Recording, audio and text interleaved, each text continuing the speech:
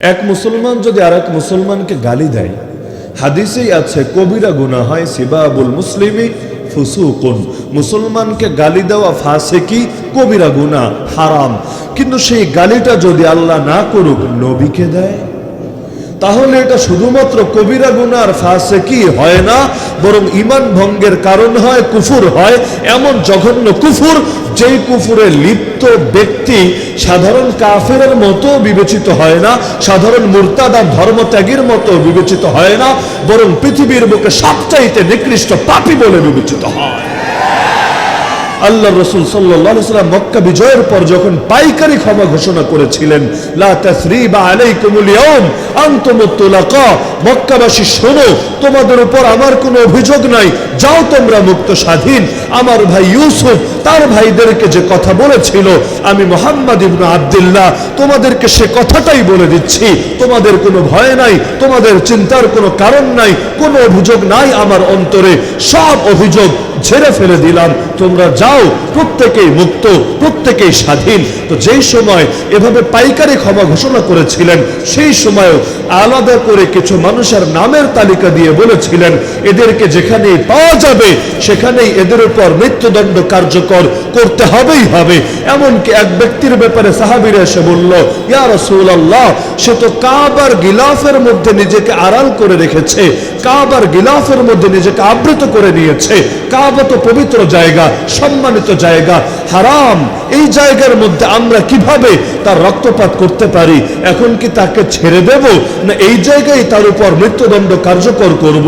আল্লাহ রাসূল বললেন, উকতুলু ওয়ালাউ কানা মুতাআল্লিকান বিআস্তারিল কাবা, আরে কাবার গিলাফে আবৃত রয়েছে তাতে কি, যেহেতু সে নবীকে গালি দিয়েছে সুতরাং তাকে ক্ষমা করার সুযোগ নাই, তার উপর সেই জায়গায় মৃত্যুদণ্ড কার্যকর করো।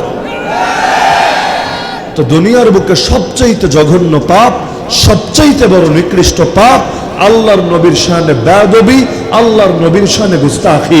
কারণ এই নবী তো সেই নবী যার উপর ঈমান আনতে, তাকে পেয়ে গেলে যার উপর ঈমান আনতে অন্য সব নবী পর্যন্ত বাধ্য। আরে উম্মত তো দূরের কথা, আজকালকার ইহুদিরা যেমন মুসা নবীকে মানার দাবি করলো আমার নবীকে মানে না, খ্রিস্টানরা যেমন ঈসা নবীকে মানার দাবি করলো আমার নবীকে মানে না, অথচ আদম থেকে শুরু করে ঈসা আলাইহিমুস সালাতু ওয়াস সালাম সকল নবীর থেকে সে রূহের জগতেই, দুনিয়ায় পাঠানোর পরে না, রূহের জগতেই আল্লাহ বায়াত নিয়েছেন, ওয়াদা নিয়েছেন, অঙ্গীকার নিয়েছেন, শোনো আমি তোমাদেরকে কিতাব দিব, হিকমত দিব, কিন্তু শোনো, লামা আতাইতুকুম মিন কিতাবি ওয়া হিকমা সুম্মা জাআকুম রাসূল মুসাদ্দিকুল লিমা মাআকুম, তোমাদের সবার পরে পৃথিবীর বুকে একজন রাসূল আসবেন যিনি নতুন কোন আদর্শ নিয়ে আসবেন না, তোমরা যেই তাওহীদের দাওয়াত, যে ঈমানের দাওয়াত, যে আখিরাতের দাওয়াত নিয়ে এসেছো সেগুলোকে সত্যায়ন করবেন। তাকে পেয়ে গেলে তোমাদের কাজ দুটো, এক নম্বর কাজ লা তুমিনুন্না বিহি, তার উপর ঈমান আনতে হবে, দুই নম্বর কাজ ওয়ালা তানসুরুন্না, ঈমানের ঘোষণা দিয়ে হাত গুটিয়ে বসে থাকলে হবে না, বরং তাকে সাহায্য করতে হবে। নবীকে সাহায্য করা হয় যেমনি ভাবে নবীর ব্যক্তিত্বকে সাহায্য করলে, একইভাবে নবীর দ্বীনকে সাহায্য করলে, নবীর শরীয়তকে সাহায্য করলে, নবীর আনিত কিতাবকে সাহায্য করলে, নবীর রেখে যাওয়া উম্মতকে সাহায্য করলেও সেটাকে নবীর সাহায্য বলেই বিবেচনা করা হয়। যেমন কোরআনে আল্লাহ আমাদেরকে বলেছেন আল্লাহরে সাহায্য করতে। কেমনে আল্লাহরে সাহায্য করব? ইয়া আইয়ুহাল্লাযীনা আমানু কুনু আনসারাল্লাহ, হে ঈমানদাররা তোমরা আল্লাহর সাহায্যকারী হয়ে যাও। কোথায় বলছেন? ইন তানসুরুল্লাহ ইয়ানসুরকুম, যদি আল্লাহকে সাহায্য করো তবেই আল্লাহ তোমাদেরকে সাহায্য করবেন, দুনিয়াতে প্লাস আখিরাতে। দুনিয়ার আখিরাতে আল্লাহর সাহায্য পেতে চাইলে মৌলিক অবধারিত অনিবার্য শর্ত হলো আগে আল্লাহকে সাহায্য করতে হবে। কিন্তু আল্লাহকে কিভাবে সাহায্য করবে? খাবার দিয়ে সম্ভব না, পোশাক দিয়ে সম্ভব না, টাকা পয়সা পাঠিয়ে সম্ভব না। তা আল্লাহকে সাহায্য করার মানে কি? আল্লাহকে সাহায্য করা মানেই আল্লাহর নবীকে সাহায্য করা, আল্লাহর কিতাবকে সাহায্য করা, আল্লাহর দ্বীনকে সাহায্য করা, আল্লাহর খাঁটি বান্দাদের সাহায্য করা, মাজলুমদেরকে সাহায্য করা, নবীর ওয়ারিসদেরকে সাহায্য করা, পৃথিবীর প্রতিটা ইঞ্চি ইঞ্চি মাটিতে আল্লাহর দ্বীন বিজয় করার জন্য চেষ্টা চালিয়ে যাওয়া। তো এখন নবীকে সাহায্য করতে হবে আর নবীর উপর ঈমান আনতে হবে। এটা সব নবীর থেকে আল্লাহ নিজেই ওয়াদা নিয়েছেন। পরবর্তী আয়াতে বলেছেন, শোনো, এই যে তোমরা ওয়াদা দিলা, ফামান তাওয়াল্লা বা'দা যালিক ফাউলাইকা হুমুল ফাসিকুন, এবার যদি এ থেকে মুখ ফিরিয়ে নাও, ইউটার্ন নাও, অন্য আদর্শে চলতে থাকো, নবী হয়েছ তাতে কি, ফাউলাইকা হুমুল ফাসিকুন, তোমাদের নতুন পরিচয় হবে তোমরা পাপী, তোমরা ফাসিক, তোমরা গুনাহগার, তোমরা অপরাধী। তো নবী হলেও উপায় নাই আমার নবীর উপর ঈমান না এনে যদি তাকে পেয়ে যায় তাকেই নেতা মানতে হবে। এমনকি আল্লাহ নবী বলেন, লাউ কানা মূসা হাইয়া মা ওয়াসিআহু ইল্লা ইত্তিবাই, আজ যদি মূসা জিন্দা থাকতো আমাকে অনুসরণ করা ছাড়া তার সামনে কোনো পথই খোলা ছিল না। এমনকি নবী ঈসা আসবেন কিয়ামতের আগে, এসে ঈমানের ঘোষণা দেবেন কোন নবীর উপরে? পৃথিবীতে শরীয়ত কায়েম করবেন, খেলাফত বাস্তবায়ন করবেন, তবে সেটা কোন নবীর শরীয়ত? কোন নবীর শরীয়ত? মুহাম্মদুর রাসূলুল্লাহ সাল্লাল্লাহু আলাইহি ওয়াসাল্লাম, সেই নবীর আনিত শরীয়ত, সেই নবীর খেলাফত পৃথিবীর বুকে বাস্তবায়ন করবেন। অথচ নবী ঈসার কি শরীয়ত ছিল না? তিনি কি শরীয়ত বিশিষ্ট নবী ছিলেন না? যার শরীয়ত ছিল, যার ধর্মগ্রন্থ ছিল ইনজিল নামে, সবই তো ছিল, কিন্তু প্রধান অতিথি চলে আসলে অন্যদের গুরুত্ব এমনি কমে যায়। আকাশে সূর্য উঠে গেলে চাঁদ আর তারকাগুলো এমনি নিষ্প্রভ হয়ে যায়। মূল যখন চলে আসে, উপ আর শাখা যারা, তারা এমনি দুর্বল হয়ে যায়। তো যখন সব নবীর নবী চলে এসেছেন, ইমামুল আম্বিয়া ফখরুর রসুল চলে এসেছেন, তখন সকল নবীর জন্য তাকে মানা অবধারিত হয়ে গেছে। যেখানে অন্য নবীর জন্য আমার নবীর উপর ঈমান না এনে উপায় নাই, সেখানে আদনা উম্মতের জন্য সেই নবীর সামনে শানে বেয়াদবি করবে, এর উপরও পৃথিবীর বুকে গর্বের সাথে মাথা উঁচু করে বাঁচবে, এটা কিভাবে সম্ভব হতে পারে? তো যার কারণে পৃথিবীর সবচাইতে নিকৃষ্ট পাপের অন্যতম আল্লাহর নবীর সামনে বেয়াদবি করা, আল্লাহর নবীর শানে গুস্তাখি করা। এমনকি আল্লাহর নবীর শানে গুস্তাখি হলে নবী জবাব দেওয়ার আগে আল্লাহ নিজে জবাব দিয়ে দেন। তাব্বাত ইয়াদা আবি লাহাবি ওয়া তাব সূরার প্রেক্ষাপট পড়েন, কেন সূরা নাজিল হয়েছিল? কারণ একটাই, আবু লাহাব বেয়াদবি করেছিল আল্লাহর নবীর শানে, ধিক্কার দিয়েছিল। তাব্বান লাকা ইয়া মুহাম্মদ আলিহাদা জামাতানা, হে মুহাম্মদ তোমার ধিক্কার, তুমি কি এই ফালতু কথা শোনানোর জন্য আমাদেরকে একত্র করেছো? নবীর জবাব দেওয়া লাগে নাই, আল্লাহ আস্ত সূরা নাজিল করে দিলেন, তাব্বাত ইয়াদা আবি লাহাবি ওয়া তাব। আরে তুই তোর হাত দিয়ে নবীর দিকে আঙ্গুল উঁচিয়ে বেয়াদবি করছিস, আরে আবু লাহাব তোর দুটো হাত ধ্বংস হবে। শুধু তাই না, তুইও শীঘ্রই জাহান্নামে যাবি, আর তোর শেল্টার দাতা বউ সেই জাহান্নামে তোর সঙ্গী হবে। তো যখন নবীর সামনে বেয়াদবি হয় আল্লাহ জবাব দিয়ে দেন, যখন সাহাবীদের সামনে বেয়াদবি হয় নবী জবাব দিয়ে দেন, আল্লাহ আল্লাহ ফি আসহাবি লা তাত্তাখিযুহুম গারদাম মিন বা'দি ফামান আহাব্বাহুম ফাবিহুব্বি আহাব্বাহুম ওয়া মান আবগাদাহুম ফাবিবুগদি আবগাদাহুম। প্রায় প্রতিটা মসজিদে দ্বিতীয় খুতবায় এই বাক্যগুলো বলে। নবী বলে গেছেন এই হাদিস, তোমরা আমার সাহাবীদের ব্যাপারে আল্লাহকে ভয় করো। আমাকে তো বহুত কষ্ট দিয়েছো, আমি চলে যাওয়ার পর আমার সাহাবীদেরকে টার্গেট বানিও না। আমার সাহাবীদেরকে যারা ভালোবাসবা, আমাকে ভালোবাসার কারণেই তাদেরকে ভালোবাসবা, আর আমার সাহাবীদের প্রতি যারা ঘৃণা করবা, আমার প্রতি ঘৃণা করার কারণেই তাদেরকে ঘৃণা করবা। তার মানে যারা সাহাবী প্রেমিক তারাই নবী প্রেমিক, যারা সাহাবী বিদ্বেষী তারা বাস্তবে নবী বিদ্বেষী। এমনকি এটাও তো জানিয়েছেন নবী, যখন উম্মতের মধ্যে বেদাত প্রকাশিত হবে আর আমার সাহাবীদেরকে গালিগালাজ করা হবে, ফালইউযহিরিল আলিমু ইলমাহু ফামান লাম ইয়াফআল ফাআলাইহি লানাতুল্লাহ ওয়াল মালায়েকাতি ওয়ান নাস আজমাইন। তখন আলেম যেন তার ইলমকে প্রকাশ করে দেয়, তখন মুখ বন্ধ রাখার সুযোগ নাই, তখন নিজের মুখের মধ্যে কুলুপ এঁটে বসে থাকার সুযোগ নাই। বরং যখন বেদাত ছড়িয়ে যাবে সমাজের রন্ধে রন্ধে আর নবীর সাহাবীদেরকে গালিগালাজ করা হবে, নবী বলেন আলেম যেন তার ইলম প্রকাশ করে দেয়, যদি না করে তার উপর আল্লাহ লানত, তার উপর ফেরেশতাদের লানত, তার উপর পৃথিবীর সমস্ত মানুষের লানত। এমনকি এক এক সাহাবীকে নিয়েও যখন আপত্তি হয়েছে, এক একজন সাহাবী ইন্ডিভিজুয়াল, তখন আল্লাহ নবী মুখ বন্ধ করে থাকেন নাই, জবাব দিয়ে দিয়েছে। যেমন খালিদ বিন ওয়ালিদ রাদিয়াল্লাহু আনহুর সঙ্গে ঝগড়া হলো এমন এক সাহাবীর, যিনি সেই মক্কার জামানায় মুসলমান হয়েছেন, আল্লাহর নবীর খেদমতে প্রতিষ্ঠিত থেকেছেন। খালিদ বিন ওয়ালিদ রাদিয়াল্লাহু আনহু তো অনেক পরে কালেমা পড়েছেন, অনেক পরে, নবীর জীবনের প্রায় শেষের দিকে। তো একদিন দুজনের মধ্যে ঝগড়া হলো।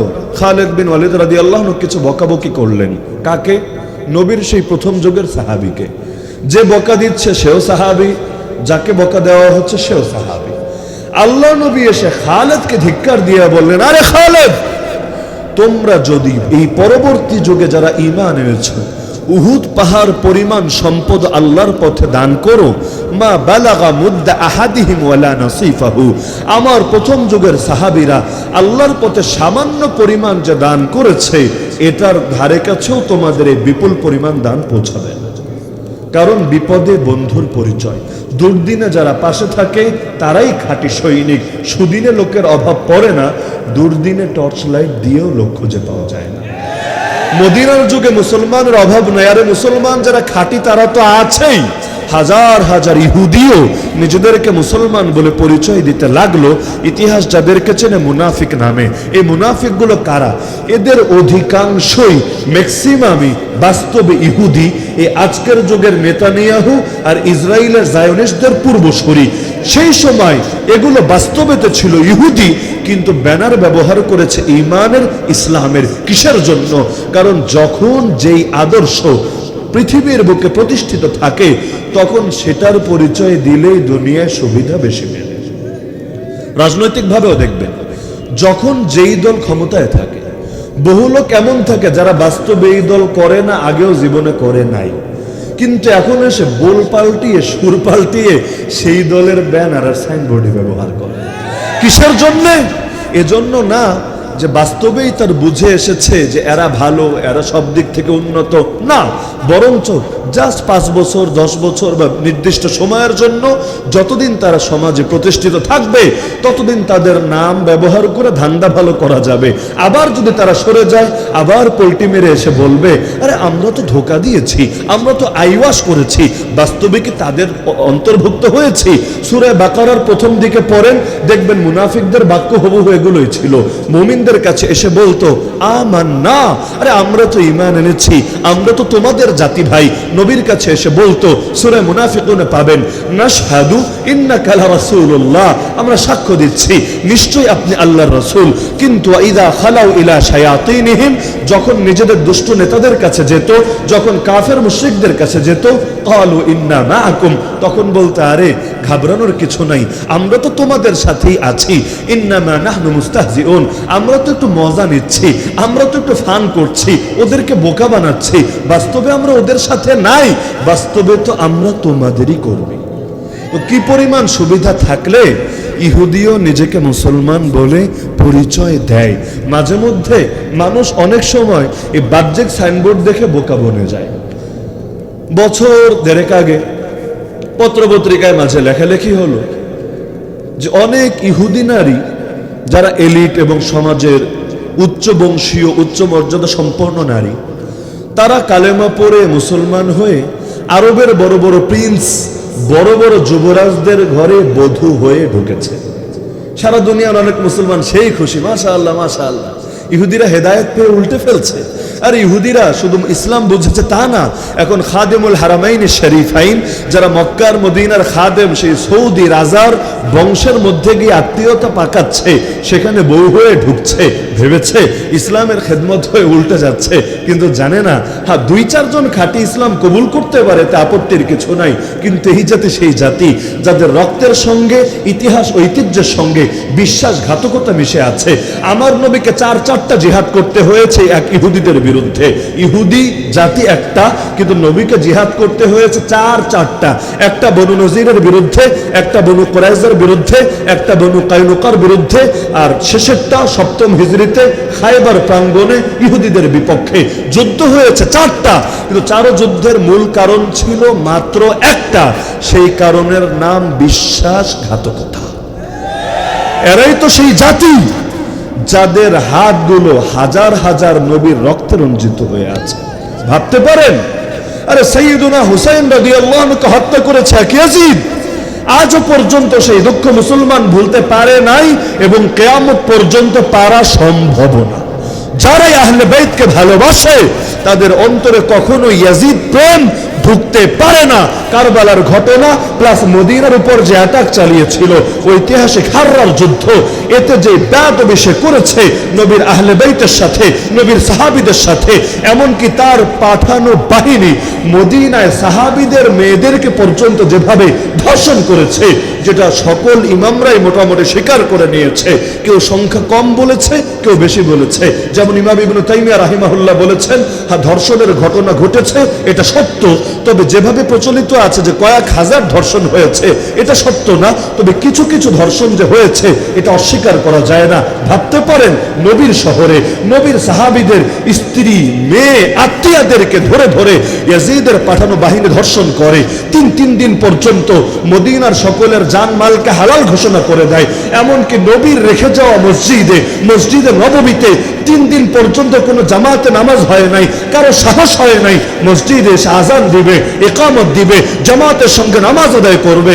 শুধুমাত্র এক প্রখ্যাত ইমাম তাবেঈ সাঈদ ইবনুল মুসাইয়্যিব রাহিমাহুল্লাহ, যার নাম হাদিসের কিতাব খুললে বলতে গেলে পাতায় পাতায় পাবেন, তিনি আটকাই পড়ে গিয়েছিলেন মসজিদের মধ্যে। তিনিও বের হতে পারছিলেন না, বাইরের লোকও এসে ঢুকতে পারছিল না, তিনি মসজিদের মধ্যেই ছিলেন। তিনি বলেন, আমি 5 ওয়াক্ত নামাজে যখনই নামাজের সময় হতো আল্লাহর রাসূলের রওজা থেকে গুনগুন করে আযানের আওয়াজ শুনতাম। তো এমন বেয়াদবি করেছে যে ইয়াজিদ মুমিনের দিলে তার মহব্বত কখনোই ঢুকবে না, ঢুকতে পারে না। তার নামও যতবার শুনবে ততবার অন্তরের মধ্যে ঘৃণা, রাগ উঠলে উঠবে, এটাই স্বাভাবিক। তো নবীর নাতিকে মারলেই যদি এতটা রাগ থাকে ভেতরে, তো যেই জাতি শুধু নবীর নাতি, নবীর সন্তান না, হাজার হাজার, 100-200 না, হাজার হাজার নবীকে হত্যা করেছে, উম্মত তাদেরকে কিভাবে মাফ করতে পারে? আমার নবীকে জাদু করেছে কারা? বলেন না কারা? খ্রিস্টানরা না, মুশরিকরা না, এই ইহুদিরা। লাবিদ ইবনুল আসাম নামের এক ইহুদি নিজের মেয়েকে দিয়ে 11টা বান মেরে, গিরা মেরে আমার নবীকে জাদু করেছিল। কোরআনের সর্বশেষ 2 সূরা তাফসীর পড়েন বাসায় গিয়ে, কুল আউযু বিরাব্বিল ফালাক আর কুল আউযু বিরাব্বিন নাস, 2 সূরার মধ্যে আয়াত আছে মোট 11টা। এই 11টা আয়াত আল্লাহ উপহারে দিয়েছিলেন নবীকে 11টা গিরা, 11টা বান কাটার জন্য। তো সেই জালেম নিজের মেয়েকে দিয়ে নবীকে জাদু করেছিল, যেটার ইঙ্গিত আছে সূরার মধ্যে, ওয়ামিন শাররিন নাফাসাতি ফিল উকাদ। এর অনুবাদ বাসায় গিয়ে দেখে নিয়েন। এর অর্থ তো এটাই, যারা গিরার মধ্যে ফু দিয়ে জাদু করে, আল্লাহ তাদের অনিষ্ট থেকে আমি আশ্রয় চাই তোমার কাছে। নবীর খাবারে বিষ মিশিয়েছিল কারা? বলেন না কারা?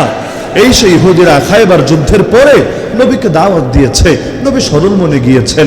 আরে আল্লাহ নবী সাহাবীদেরকে নিয়ে খেতে বসলেন, নবীর সামনে যেই ছাগলের ভুনা গোশত উপহার হিসাবে, হাদিয়া হিসাবে, মেহমানদারি হিসাবে উপস্থাপন করলো, সেটার সঙ্গে বিষ মিশিয়ে দিয়েছিল। একজন সাহাবী যিনি মুখে দিয়েছিলেন জায়গায় শহীদ হয়ে লুটিয়ে পড়লেন। আল্লাহর নবীও মুখে দিয়েছিলেন, তার শরীরের মধ্যেও বিষ ঢুকে গেল। আর সাহাবীরা মুখে দেওয়ার আগেই অন্যদেরকে নবী না করে দিলেন, তোমরা মুখে দিও না, এই ছাগলের গোশত আমাকে বলেছে তার সঙ্গে বিষ মিশানো আছে। তো এখন এই জাতি তো সেই জাতি চিরকাল যারা নবীকে কষ্ট দিয়েছে। এই যে মুনাফিকদের কারণেই তো মুসলমানদেরকে অনেকগুলো যুদ্ধে পেরেশান হতে হয়েছে, ভোগান্তি পোহাতে হয়েছে। আল্লাহর নবীর চোখ থেকে পানি ঝরেছে। আয়েশা রাদিয়াল্লাহু আনহা সামনে অপবাদ রটিয়েছিল কে? আরে আল্লাহর নবী যেই স্ত্রীকে সবচাইতে বেশি ভালোবাসতেন, যেই উম্মুল মুমিনিন, যাকে দুনিয়ায় যত মুমিন আসবে কিয়ামত পর্যন্ত সকল নিজেদের মা, নিজেদের সেই মহান মাকে নিয়ে অপবাদ কারা রটিয়েছিল, নবীর চোখ থেকে পানি কারা ঝরিয়েছিল, আল্লাহর নবীর অন্তরকে কারা ভেঙেছিল? জবাব তো একটাই, আব্দুল্লাহ বিন উবাই ইবনে সালুলের গোষ্ঠী। তারা কারা? তারা বাস্তবে ইহুদি, কিন্তু ব্যানার ধারণ করেছিল ইসলাম। ইসলামের ব্যানার ধারণ করলে মুসলমানদেরকে ধোঁকা দেওয়া সহজ হয়। না হলে কাদিয়ানীদের কি দরকার ইসলামের ব্যানার ধারণ করা? সময়ে সময়ে বোল পাল্টে ফেলা, তাদের গুরু যেই কথা লিখে গেছে বইয়ে, এখন তাদের প্রতিনিধি যারা মাঠে ময়দানে আছে অনেক ক্ষেত্রে ভিন্ন কথা বলছে, নিজে দাবি করেছে শেষ নবী হিসাবে। গতকালও দেখেছি তাদের বাংলাদেশের প্রধান মুআল্লিম মুআল্লিম মানে ট্রেনার, প্রধান মুআল্লিম সে দাবি করছে। না না, আমরা তো তাকে শেষ নবী বলি না, আমরা তো মুহাম্মদ সাল্লাল্লাহু আলাইহি সাল্লামকে বলি শেষ নবী। তো সময়ে সময়ে কথা পাল্টাচ্ছে কেন? এখন বলে গোলাম আহমদ শুধু আল্লাহর খলিফা মাহদি আর শুধু নবী ঈসা, সে নাকি মাসিহে মাউউদ। মাসিহে মাউউদ মানে প্রতিশ্রুত নবী ঈসা, নাউযুবিল্লাহি মিন যালিক। আমাদের আকীদা গোলাম আহমদ কাদিয়ানীকে যদি তোমরা নবী বলো তাহলেও কাফের, যদি ঈসা বলো তাহলেও কাফের, এমনকি যদি তাকে মাহদি দাবি করো তাহলেও কাফের। আর জিহাদের বিরুদ্ধে সে যে কয়েক হাজার ফতোয়া দিয়েছে, ব্রিটিশের টাকা খেয়ে, ব্রিটিশের নুন খেয়ে ওদের গুণ গেয়েছে, এগুলোর কারণেও নিকৃষ্ট পর্যায়ের কাফের। নামাজ অস্বীকার করলে যেমনি ভাবে মুমিন থাকে না, রোজা অস্বীকার করলে যেমনি ভাবে মুমিন থাকে না, হজ যাকাত অস্বীকার করলে যেমনি ভাবে মুমিন থাকে না, ইসলামের পবিত্র ফরজ বিধান জিহাদকে অস্বীকার করলে বা এটা নিয়ে ব্যঙ্গ করলে, বিদ্রোহ করলে, টিটকারি মারলে বা জঙ্গিবাদ সন্ত্রাসবাদ আর জিহাদকে এক কাতারে একসঙ্গে বিবেচনা করলে তাদেরকে আর মুসলমান বলার সুযোগ থাকে না। জিহাদ তো সেই পবিত্র ফরজ বিধান যেই জিহাদ আল্লাহ নবী নিজে করেছেন, যেই জিহাদ আল্লাহ নিজে কোরআনে শিখিয়েছেন। জিহাদ কোনো মোল্লার আবিষ্কার না, জিহাদ কোনো মুন্সির আবিষ্কার না, জিহাদ কোনো হুজুরের আবিষ্কার না। জিহাদ শিখিয়েছেন কে? আরে শিখিয়েছেন কে? আল্লাহ। শুধু সেখানেই নাই, আল্লাহ নিজেও জিহাদ করেছেন। বলবেন দলিল? দলিল সরাসরি কোরআন, হাদিসও না, সরাসরি কোরআন। সূরা আনফাল খুলেন, আল্লাহর এই আয়াত পাবেন। বদর নিয়ে আলোচনা করতে গিয়ে আল্লাহ বলেন ফালাম তাকতুলুহুম ওয়ালাকিন্নাল্লাহা কাতালাহুম ওয়ামা রামাইতা ইয রামাইতা ওয়ালাকিন্নাল্লাহা রামা।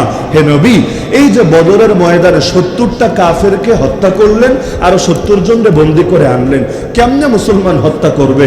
মুসলমানদের তরবারি ছিল মাত্র একটা। কয়টা তরবারি? একটা। ঘোড়া মাত্র 2টা। সৈনিক কয়জন? প্রচলিত 313, কিন্তু লড়াইয়ে উপস্থিত ছিল 305 জন। বাকি 8 জনকে বিভিন্ন দায়িত্বে পাঠানো হয়েছিল। বাকি 8 জনের মধ্যে একজন তো নবীর জামাতা ওসমান যুন্নুরাইন রাদিয়াল্লাহু আনহু। নবী যাকে তার স্ত্রী অর্থাৎ নবীর কন্যার খেদমতে রেখে এসেছেন মদিনায়, কিন্তু তিনি যেহেতু বের হতে চেয়েছিলেন, নবী তাকে গনিমতের হিস্সাও দিয়েছিলেন, তাকে যোদ্ধা হিসাবে বিবেচনা করেছেন। কিন্তু মূল লড়াইয়ের ফিল্ডে উপস্থিত ছিল মাত্র 305 জন। কিন্তু 305 সংখ্যায় হলে কি হবে? তরবারি তো একটা। এক তরবারি ভাগাভাগি করে কয়জনই চালাবে? অপর দিকে প্রতিপক্ষে আছে 1000 জন সশস্ত্র যোদ্ধা। সাধারণ মানুষ তো না, সশস্ত্র যোদ্ধা, যাদের কাছে যুদ্ধের অস্ত্র আছে, যাদের কাছে বিনোদনের উপকরণ আছে, নারী বলেন, মদ বলেন, উট বলেন, সব কিছু পর্যাপ্ত পরিমাণে আছে। সেই ময়দানে এক তরবারি দিয়ে 1000 তরবারিরে হারায় কেমনে? আবার 70টা, তো যেন তেন 70 না, আবু জাহাল থেকে শুরু করে মূল নেতারা, মূল কমান্ডাররা তারা চলে গেল জাহান্নামে, আর 70টা বন্দী হয়ে আসলো। কিভাবে সম্ভব বলেন? আল্লাহ নিজে বলেন সূরায় এই কোরআনের আয়াতে, আরে তোমরা একজনও মারো নাই, ওয়ালাকিন্নাল্লাহা কাতালাহুম, আল্লাহ নিজে তাদেরকে মেরেছেন। শুধু তাই না, নবী তুমি যে এক মুঠো ধুলো ছুঁড়ে মারলে, এক মুঠো ধুলি মারলে কয়জনের চোখে যাবে বলেন? আর এই হাজারের সবচাইতে শক্তিশালী লোকটাকে এনে হাজির করেন, এক মুঠো ধুলে দেন, কয়জনের চোখে মারতে পারবে বলেন আমাকে? 2 জন, 5 জন, 10 জন, 20 জন, 50 জন? তাও তো সামনে দাঁড়িয়ে থাকলে। যুদ্ধে কি সবাই সামনে এসে সিরিয়াল দিয়ে দাঁড়িয়ে আছে নাকি? আরে যুদ্ধে তো সৈনিকরা সারিবদ্ধভাবে নির্দিষ্ট দূরত্বে দাঁড়িয়ে আছে। এক মুঠো ধুলো সবার চোখে গিয়ে ঢোকে কিভাবে? আল্লাহ বলেন ওয়ামা রামাইতা ইয রামাইতা ওয়ালাকিন্নাল্লাহা রামা। যেই দোয়া পরে আজও মুজাহিদরা লড়াই করে কাফেরদের বিরুদ্ধে, হে নবী তুমি যখন ছুঁড়ে মেরেছো তুমি মারো নাই, হাত ব্যবহার হয়েছে তোমার, মেরেছেন আল্লাহ নিজে। তা আল্লাহ কি জিহাদে শরীক থাকেন নাকি থাকেন না? বলেন থাকেন নাকি থাকেন না? খন্দকের ময়দানে মুসলমান অনেক বেশি পেরেশান ছিল। মুনাফিকরা সেই যুদ্ধে সবচাইতে বেশি খুশি হয়েছিল। কেন? আগে যুদ্ধ হয়েছে এক একটা দলের বিরুদ্ধে, আর খন্দকের যুদ্ধের আরেকটা নামই গাজওয়াতুল আহজাব। কোরআন ও আহজাব নামে সূরা আছে। আহজাব মানে সম্মিলিত বাহিনী। সেই ময়দানে মুসলমানদেরকে লড়াই করতে হয়েছে সম্মিলিত, একটা না, সম্মিলিত বাহিনীর বিরুদ্ধে। তা আমারে বলেন, বিচ্ছিন্ন দলের বিরুদ্ধে যুদ্ধ কঠিন নাকি সম্মিলিত বাহিনীর বিরুদ্ধে যুদ্ধ কঠিন? যেমন আজকালকার ন্যাটো, ন্যাটোই যদি কারো বিরুদ্ধে যুদ্ধে নামে, যুদ্ধ কি সহজ হয় না কঠিন হয়? নিঃসন্দেহে কঠিন হয়। তো সেই ময়দানে মুনাফিকরা খুশি ছিল। আর এই খন্দকের যুদ্ধই সেই যুদ্ধ, যেই যুদ্ধ চলাকালে আমার নবীকে ক্ষুধার জ্বালায় পেটে পাথর বাঁধতে হয়েছে। সারা জীবন বলতেই পারবো, সারা জীবন শুনতেই পারবো, কিন্তু ক্ষুধার জ্বালায় পেটে পাথর বাঁধার যে কি অনুভূতি, এটা না আমি বুঝবো না আপনারা বুঝবেন। আরে জীবনে কতটুকু ক্ষুধাই বা লেগেছে আমাদের, সর্বোচ্চ ক্ষুধার জ্বালায় হয়তো গামছাই বেঁধেছেন, কিন্তু কত পরিমাণ ক্ষুধা লাগলে পেটে পাথর, তাও তো এই কঙ্কর সাইজের পাথর তো না, অন্তত এই সাইজের পাথর তো হবে। পাথর বাঁধলে তো আরো কষ্ট হওয়ার কথা, যুক্তি তো এটা বলে। পাথর বাঁধলে আর লোড বাড়বে, চাপ বাড়বে শরীরে, এমনি ক্ষুধার্ত শরীর, বেদনার্ত শরীর, আহত শরীর, পরিশ্রমী শরীর, তার মধ্যে যদি আবার পেটে পাথর বাঁধে, মজা না ভাই? আরো কষ্ট লাগার কথা। কি পরিমাণ ক্ষুধা লাগলে পেটে পাথর বাঁধতে বাধ্য হয়।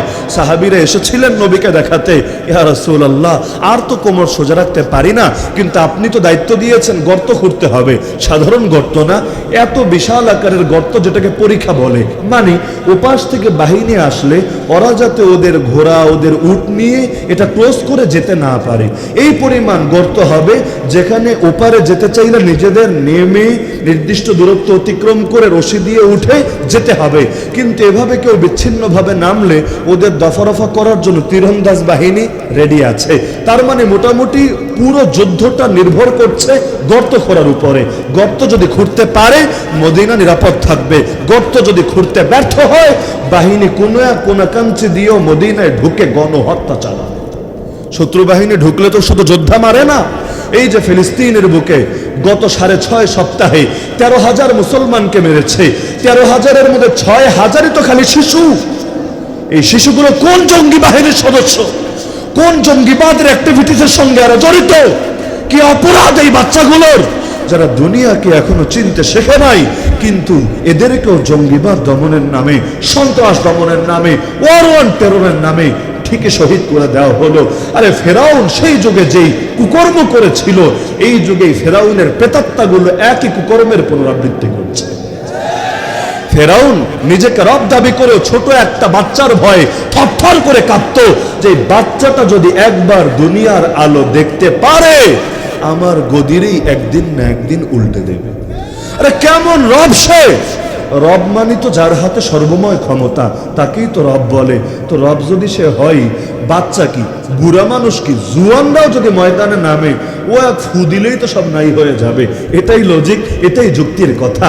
কিন্তু ভণ্ডরা নিজেদেরকে যে নামেই নামকরণ করুক না কেন, লোকে ওদেরকে চিনতে ভুল করতে পারে, কিন্তু ওরা যে কতটাই ব্যর্থ, কতটাই দুর্বল নিজেরা খুব ভালো করেই জানে।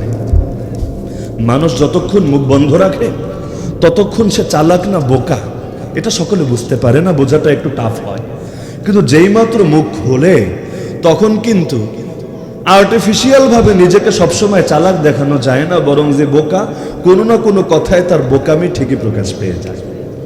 এই যে ইসরায়েল যুদ্ধ শুরু হওয়ার আগে সারা দুনিয়া কিন্তু এটাই ভাবতো, ওদের চাইতে শক্তিশালী রাষ্ট্র দুনিয়ায় কয়টা আছে, ওদের চাইতে বেশি প্রতিরক্ষা ব্যবস্থা এবং শক্তিশালী ইন্টেলিজেন্স দুনিয়ায় কাদের আছে? এক মোসাদের ভয়ে সারা দুনিয়া থরথর করে কাঁপে, সিআইএর চাইতেও বেশি পাওয়ারফুল এই মোসাদকে মনে করে। কিন্তু আল্লাহ তো দেখিয়ে দিলেন, আল্লাহর শক্তির সামনে কেউই বেশি দুর্বল না। আবাবিল ওই যুগে উড়ে উড়ে আসলে যেমনিভাবে আবরাহার হস্তি বাহিনী আবাবিলের মোকাবেলা করতে পারে না, এই যুগেও মুমিন মুজাহিদরা আবাবিল হয়ে আসমানে উড়ে উড়ে ওদের দেশে চলে গেলে ওরাও ঘুণাক্ষরে টেরও পায় না, মুমিনদের মোকাবেলাও করতে সমর্থ হয় না। বাংলায় বলে না, রাখে আল্লাহ মারে কে? আমার নবীকে আল্লাহ রাখতে চেয়েছিলেন, মুশরিকরা মারতে চেয়েছিল, ঘরকে চারদিক থেকে ঘেরাও করে ফেলেছিল।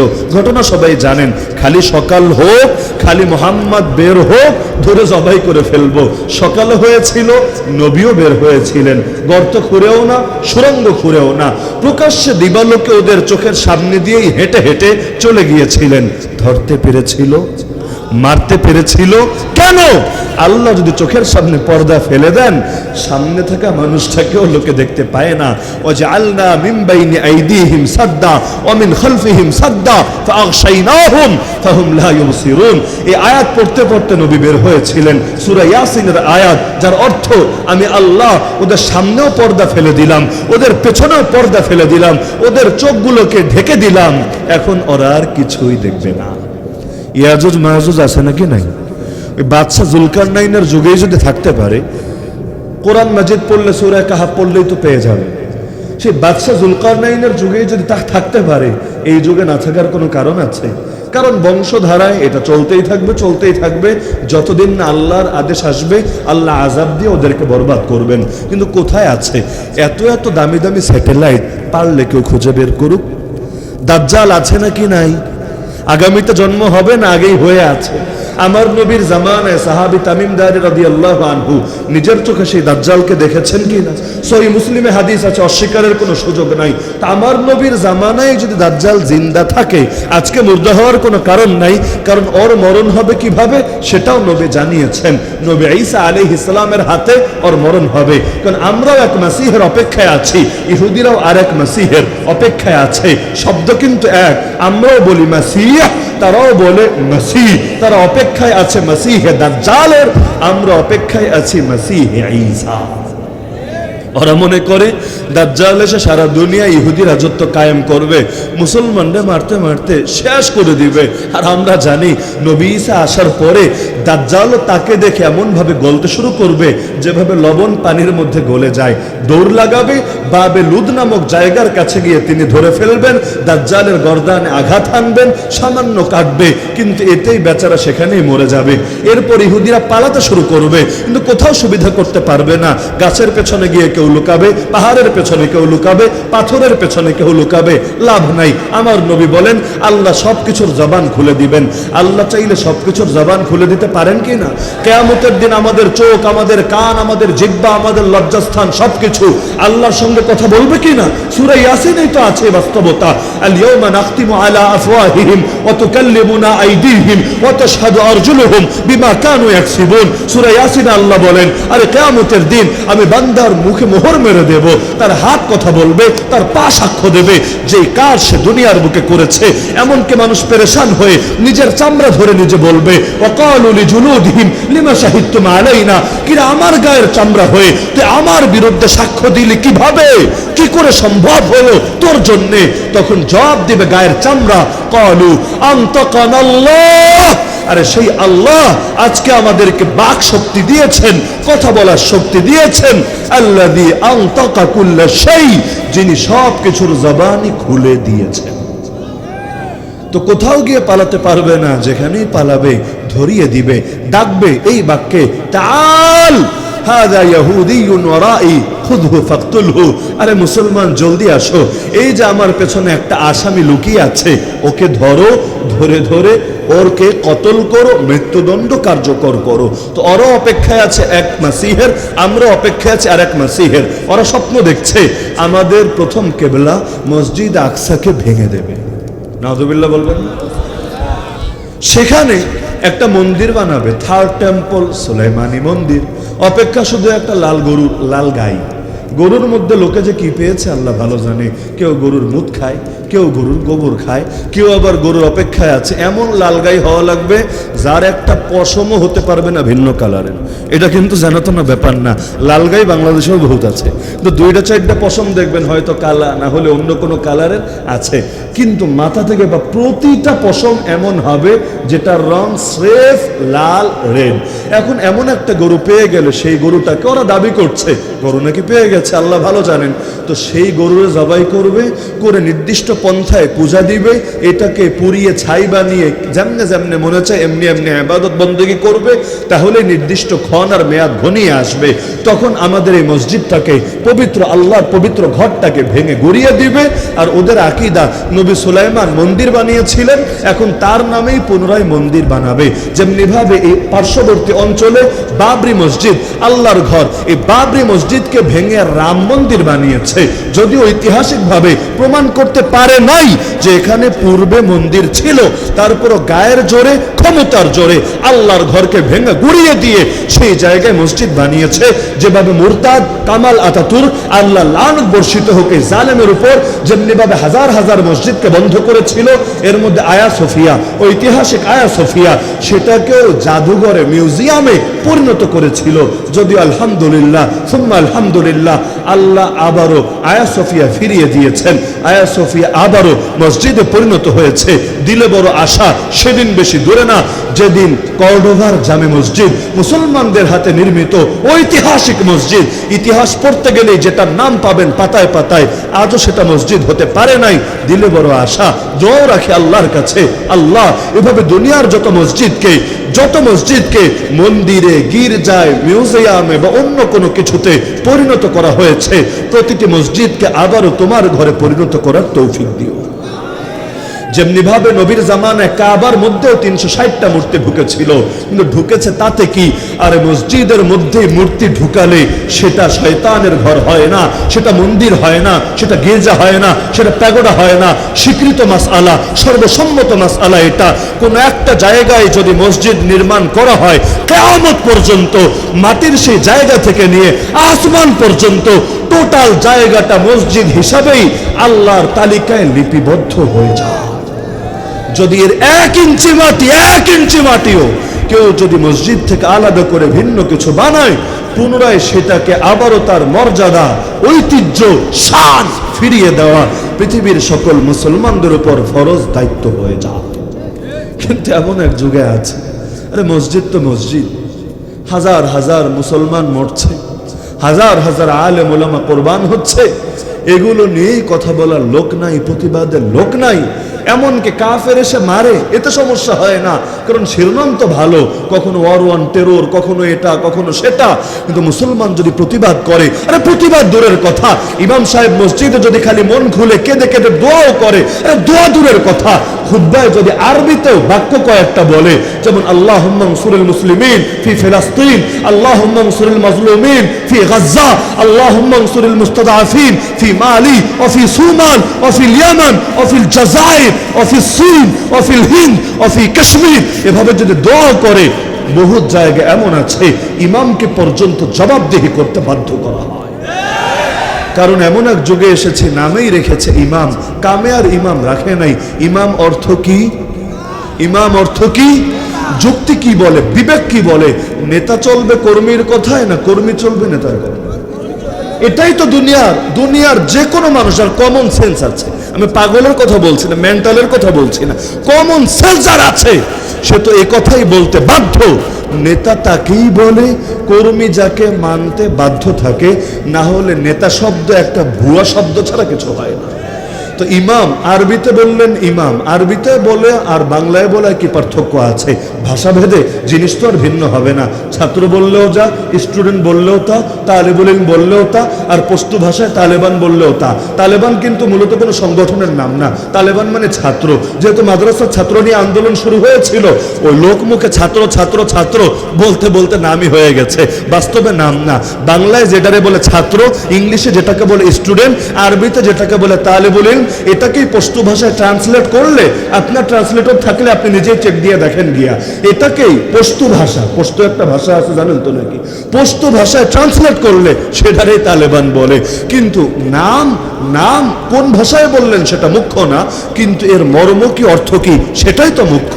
তো আরবিতে ইমামই বলেন, বাংলায় নেতাই বলেন, মানে তো এটা কর্মীরা চলবে, মুসল্লিরা চলবে তার কথায়।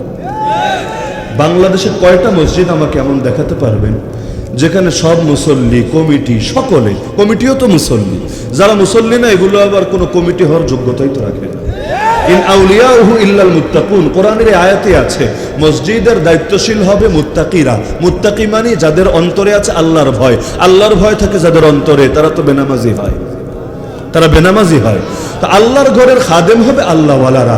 কোরআনে এটা আছে, ইন্নামা ইয়ামুরু মাসাজিদাল্লাহ মান আমানা বিল্লাহি ওয়াল ইয়াউমিল আখির ওয়া আকামাস সালাতা ওয়া আতাজ যাকাতা ওয়া লাম ইয়াখশা ইল্লাল্লাহ। মসজিদ আবাদ করে কারা? যাদের মধ্যে 4টা গুণ থাকে।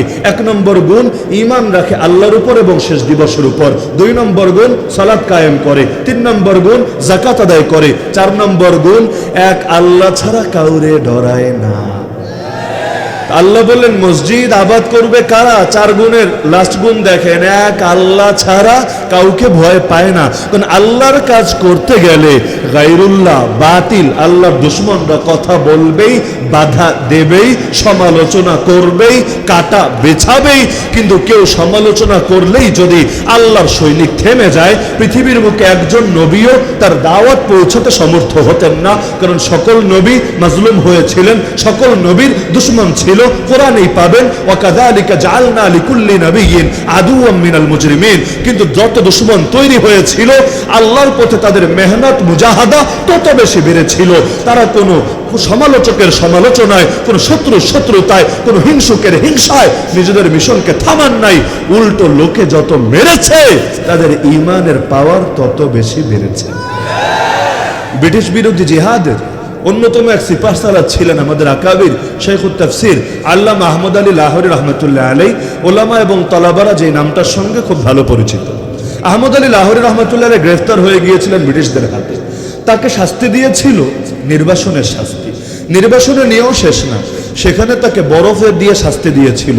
এমনি আইসল্যান্ড, সেখানে বরফের একটা দ্বীপ, এর মধ্যে আবার তাকে আলাদা করে কোনো গরমের কোনো কাপড় দেয় নাই, কোনো জ্যাকেট না, কোনো চাদর না, কোনো কম্বল না, কিছুই না। একেবারেই তাকে ফেলে রেখেছে অসহায় করে। একটা মানুষ কতক্ষণ ঠান্ডা এভাবে সইতে পারে? বেলাল রাদিয়াল্লাহু আনহুকে কষ্ট দিয়েছিল গরম দিয়ে, আহমদ আলী লাহোরীকে কষ্ট দিয়েছিল ঠান্ডা দিয়ে। এক পর্যায়ে শরীরে রক্ত হিম হয়ে গেছে, জমাট হয়ে গেছে, অজ্ঞান হয়ে বেহুশ হয়ে পড়ে গেছেন। এখন তার দায়িত্বে গার্ড যারা নিয়োজিত ছিল, তারা ভেবেছে মরেই গেছে। কাছে এসেও তারা শ্বাস প্রশ্বাস খুব ভালো টের পাচ্ছিল না। গিয়ে অফিসারকে জানালো, স্যার মোল্লা তো মরে গেছে। অফিসারের তো চিন্তার কিছু নাই, মোল্লা মরলে কি হয়েছে, দুনিয়ায় লোক একটা কমেছে, মোল্লার মরণে কার কে আসে যায় রে ভাই। মোল্লাদেরকে তো অনেকেই সমাজের বোঝা মনে করে। বলল, এই বুড়া মোল্লার লাশ নিয়ে এক কোনায় ফেলে রাখ। তো সেখান থেকে সরিয়ে নির্দিষ্ট একটা জায়গায় ফেলে রাখলো। যখন ঠান্ডার মাত্রাও কিছুটা কমলো, এক পর্যায়ে তার শরীরে রক্ত চলাচল কিছুটা স্বাভাবিক হলো। এবার দেখা গেল তিনি শ্বাস প্রশ্বাসও একটু স্বাভাবিকভাবে নিতে শুরু করলেন, চোখও মেলে বসলেন। গার্ড গিয়ে রিপোর্ট দিল, স্যার মোল্লা তো মরে নাই, কই মাছের মতো প্রাণ দেহি, মোল্লা এখনো বাইচা আছে, একটু দেখা যান। এখন আসলো, এসে দেখো যে একেবারে অসুস্থ হয়ে অসহায় হয়ে পড়ে আছে, শরীর যেন চলে না, উঠে যেন বসতে পারে না। মোল্লাদেরকে এভাবে দেখলে মোল্লার দুশমনদের তো অনেক ভালো লাগে। আরে বাঘকে অসহায় অবস্থায় দেখলে শিয়ালের আনন্দ হবেই না কেন? বাঘ যদি বাঘের রূপে থাকে, শিয়ালদের কি আর ধান্দা চলে? কিন্তু বাঘ যদি অসহায় হয়ে পড়ে, তখন না শিয়ালরা গর্বে ফেটে পড়ে। তা এখন এসে টিটকারি মেরে বলছেন, কিরে মোল্লা, রক্ত দেখি ঠান্ডা হয়ে গেছে, এত এত গর্জন দিলি, এত এত যুদ্ধের ময়দান কাঁপালি, এখন দেখি অসহায় হয়ে ঠান্ডা হয়ে পড়ে আছিস। এই টিটকারি যখন তাকে মারলো, আরে শরীর চলে না তাতে কি, জবান তো আর বন্ধ থাকবে না। নবী বলেছেন অন্যায়ের বিরুদ্ধে প্রতিবাদ চালাতেই হবে। হাত থাকলে হাত দিয়ে, হাত না থাকলে মুখ দিয়ে। মুখ যদি না থাকে তাও বসে থাকার সুযোগ নাই, অন্তর দিয়ে প্ল্যানিং পরিকল্পনা চালাতে হবেই হবে। মুমিন কখনো অলস বসে থাকতে পারে না, মুমিনের জীবন কখনো লক্ষ্যহীন হতে পারে না। চিৎকার করে বললেন, আরে জালেম, কান খুলে শুনে রাখ, রক্ত ঠান্ডা হয়েছে তাতে কি, আল্লাহর কসম করে বলছি ঈমান তো আগের চাইতেও গরম হয়ে গেছে।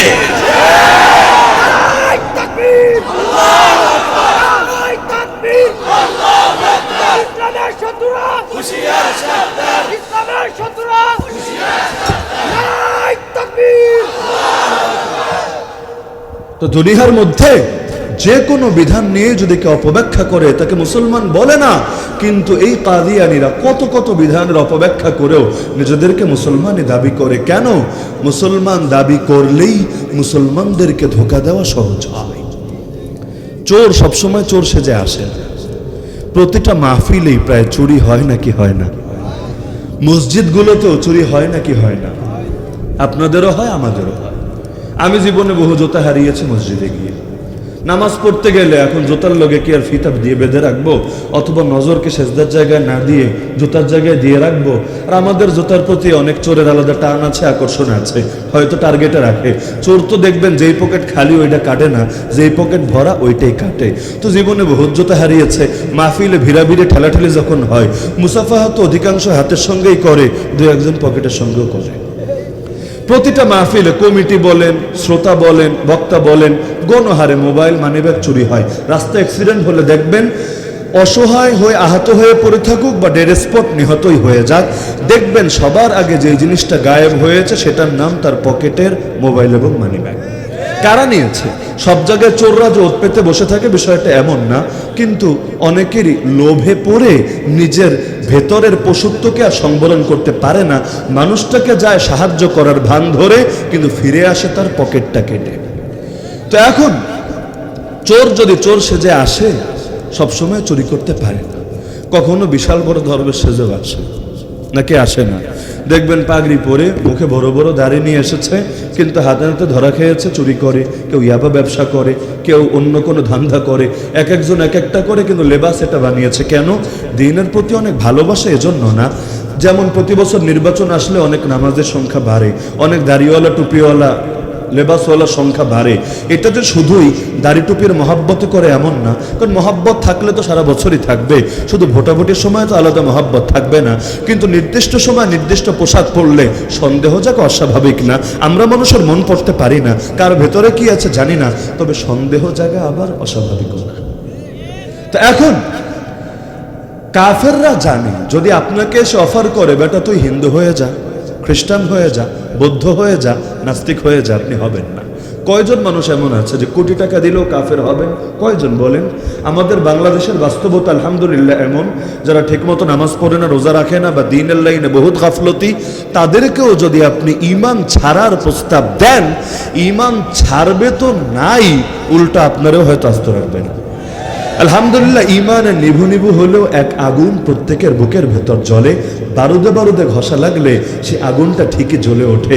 এই দেশে দ্বীনের জন্য আন্দোলন করেও যে কয়বার প্রাণ দিতে হয়েছে, কয়বার শুধু হুজুররাই প্রাণ দিয়েছে, অধিকাংশ সময় দেখবেন যেমনিভাবে হুজুররা জান দিয়েছে, তার চাইতে সংখ্যায় বেশি সাধারণ জনতা, যাদের অনেকের হয়তো লেবাসে পোশাকেও শতভাগ ইসলাম নাই, কিন্তু দ্বীনের জন্য নিজেকে কোরবান করে দিয়েছে। তো এখন কাফেররা এ কারণে বিভিন্ন সময় ঈমান চোর ঢুকিয়ে দেয় মুসলিম বেশে মুসলমান সমাজে। আপনার ঘরে আছে যে শত্রু, তারে আগে করো জয়, ভাঙো সে দেয়াল প্রদীপের আলো যাহা আগুলিয়া রয়। ঘরের শত্রু বিভীষণ, ঘরের লোকেই যদি 2 নম্বরে করে, তাহলে তার থেকে নিজেকে বাঁচানো বড়ই জটিল হয়ে যায়। তো এই যত যত ফেতনা আজকে, এগুলোর পেছনে কাফেরদেরও বড় মিশন, বড় দুরভিশন দিয়ে আছে। নাহলে যেই সময় হাজার হাজার আলেমকে ব্রিটিশরা মেরেছিল, ওই সময় কাদিয়ানীদেরকে টাকা পয়সা দিয়ে পেলেছিল কোন দুঃখে, কোন যুক্তিতে। সর্বযুগেই দেখবেন কিছু জ্ঞানীরে পালে, কিছু জ্ঞানীরে মারে। চেঙ্গিস খান আর হালাকু খান, চেঙ্গিস খান তো নাম না, আসলে ওর মূল নাম হলো তেমুজিন। এই চেঙ্গিস আর হালাকু খানের জীবনীও যদি পড়েন, দেখবেন ওদের দরবারেও বড় বড় মুসলিম জ্ঞানীদেরকে সভাসদ হিসাবে পেলেছে। ভাবতে পারেন, যারা কয়েক কোটি মুসলমানকে শহীদ করেছে, তাদের দরবারে তারা আলেম পালে। এর চাইতে হাস্যকর বিষয় কিছু হতে পারে? ফেরাউন একদিকে সব আলেমের বড় আলেম তো নবী, নবীর চাইতে বড় আলেম তো আর কেউ হয় না। সেই নবী মুসার বিরুদ্ধে এত এত অ্যাকশনে নামে, আর একদিকে জাদুঘর খুঁজে আনে। কেমন জাদুঘর জানেন? ইতুনি বিকুল্লি সাহারিন আলিম, বড় এলেম ওয়ালা, বড় জ্ঞান ওয়ালা জাদুঘর খুঁজে খুঁজে এনে দাও। কেন? একদিকে আলেমরে মারবি, আর একদিকে আলেমরে হাতে রাখবি, কেন? কারণ এটাই নিয়ম। আরে এমন ভাবেই তারা চাল চালে যাতে করে কাটা দিয়ে কাটা তুলতে পারে। কাউরে মেরে মেরে আধামরা বানাবে, কাউরে খাওয়াতে খাওয়াতে ইয়া বড় বুড়ি বানিয়ে দিবে।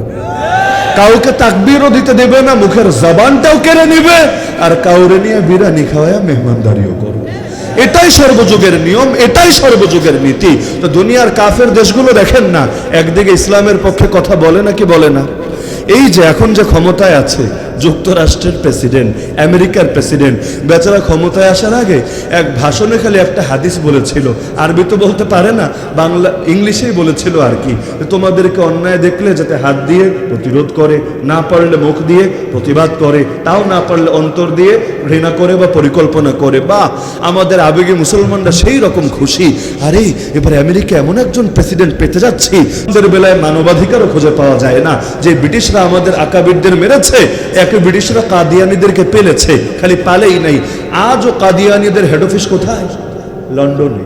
লন্ডনে মুসলমানদের কোন জামাতের কোন দলের হেড অফিস আছে বলেন? কিন্তু কাদিয়ানিদেরটা আছে। কিসের জন্য? সেই ব্রিটিশ আমল থেকে আজও পর্যন্ত নুন খাওয়াচ্ছে এমনি, যে যার নুন খায় তাকে তার গুণ গাইতেই হয়। তো বলছিলাম বান্দার হক আদায় করা অত্যন্ত গুরুত্বপূর্ণ। যখন এক একজন সাহাবীকে নিয়ে আপত্তি হয়েছে, আল্লাহ নবী ঠিকই জবাব দিয়েছেন। যেমন আল্লাহ নবী এক মুজাহিদ বাহিনীর আমির বানিয়েছিলেন সাহাবী উসামা রাদিয়াল্লাহু আনহুকে, যিনি আল্লাহর নবীর পালক পুত্রের পুত্র অর্থাৎ নবীর নাতি ছিলেন। তো যখন তাকে আমির বানালেন, তার বয়স 18 না, তখন লোকে সমালোচনা শুরু করেছিল, আর এই পিচ্চিরে আমাদের আমির বানিয়েছে, অথচ এই বাহিনীতে ওমরের মতো মর্দে মুজাহিদও আছে। এত বড় বড় ফিগার থাকতে এই বাচ্চারা নেতা বানায় কিভাবে? আল্লাহ নবী তখন বলেছিলেন সাবধান, ইতিপূর্বে তার বাবা জায়েদকে যখন আমির বানিয়েছিলাম তখনও তোমরা আপত্তি করেছিলা যে একটা গোলামকে কেন আমির বানায়, এত এত স্বাধীন মানুষ থাকতে। কিন্তু আল্লাহ দেখিয়েছেন আমার সিদ্ধান্তই সঠিক ছিল, তোমাদের ধারণা ভুল ছিল। এখনো উসামাকে নিয়ে তোমরা সমালোচনা করো না মোটেও। মান আহাব্বানি ফালিউহিব্বা উসামা, যে আমাকে ভালোবাসে সে যেন অবশ্যই উসামাকেও ভালোবাসে। তো যখন বান্দাটা গুরুত্বপূর্ণ হয়, তার সঙ্গে বেয়াদবির মাত্রাটাও তত ভয়ানক হয়ে যায়। নবীর সঙ্গে বেয়াদবি সাধারণ মানুষের সঙ্গে বেয়াদবি এক না, আলেমের সঙ্গে বেয়াদবি সাধারণ জাহেলের সঙ্গে বেয়াদবি এক না। কিন্তু আলেমের সঙ্গে বেয়াদবি করতে আজকাল কারো কলিজাও কাঁপে না। বনি ইসরাইলরা গালি দেওয়া যায়, আরে এরা হাজার নবীরে মেরেছে, কিন্তু আমরা তো সেই জাতি যারা হাজার হাজার আলেমরেও মেরেছে। আগেকার জাতিগুলো এক এক কবিরা গুনাহের কারণে এক এক জাতি শেষ। ইতিহাস পড়েন, সমকামিতার কারণে এক জাতি শেষ। কেন এখনকার পৃথিবীতে সমকামিতা হয় না? আরে আগে কওমে লূত যখন সমকামিতা করেছে, খালি পুরুষে পুরুষে করেছে, মহিলায় মহিলায় করে নাই। আজকের পৃথিবীতে তো এটাও হচ্ছে। তখন তারা এটা নিজেদের একটা সংস্কৃতি হিসাবে করেছে, কিন্তু আইনি এবং সাংবিধানিক বৈধতার জন্য দাঁড় করায় নাই, এর বিরুদ্ধে কথা বলাকে আইনগতভাবে নিষিদ্ধ করে নাই। অথচ আজকের পৃথিবীতে সমকামিতা, হোমোসেক্সুয়ালিটিতে কোন কোন দেশে এমন ভাবে সাংবিধানিক এবং আইনি পবিত্র বিধানে পরিণত করা হয়েছে, এর বিরুদ্ধে কেউ কথা বললে তার খবর আছে। কোন কোন দেশে জেলে যাওয়া লাগে।